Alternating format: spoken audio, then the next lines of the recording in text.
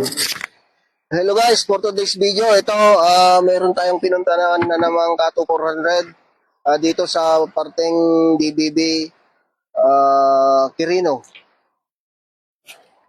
Ito, ibinaba natin yung kanyang pump dahil yung naging sakit nito, pagka punersa mo, namamatay. Ngayon, kahit i-adjust natin itong mga adjustment niya, ito, kahit i-adjust natin, kahit ibagsak natin yan, ayaw nang mag-release.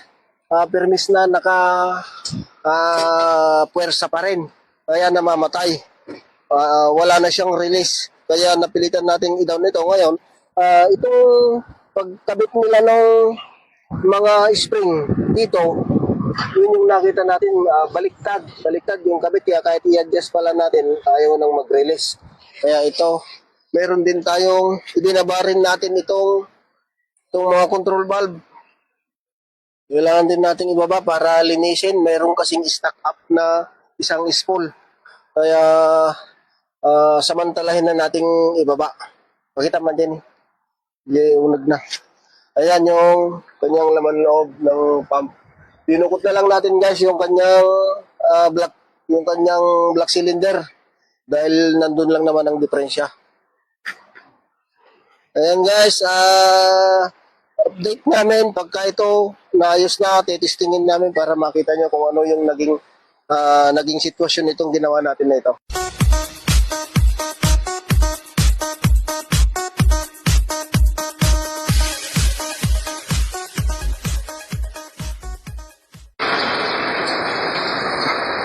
Ayan mga buddy, ibabalik na natin itong nabaklas na main pump para yung control valve na lang ang susunod.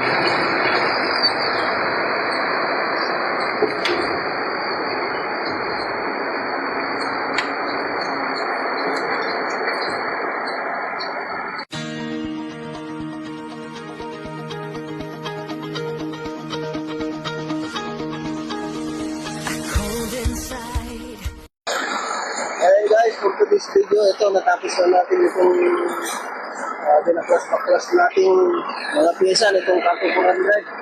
Ito, kaya atin mo titistingin ngayon kung ano ang kanyang sitwasyon. Samahan kami guys, tistingin natin.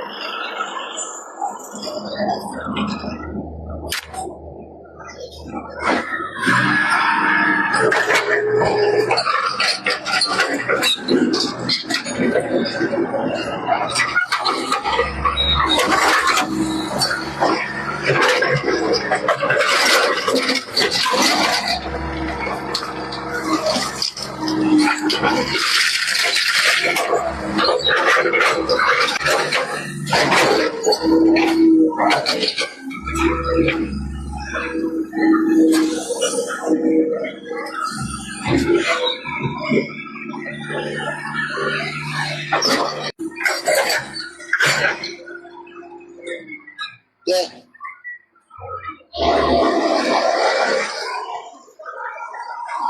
Ayan guys, natapos na naman tayo dito sa DBB. Baka bukas siguro sa Lamok tayo pupunta. Kaya subaybayan nyo kami mga video namin. Magandang hapon sa inyo lahat.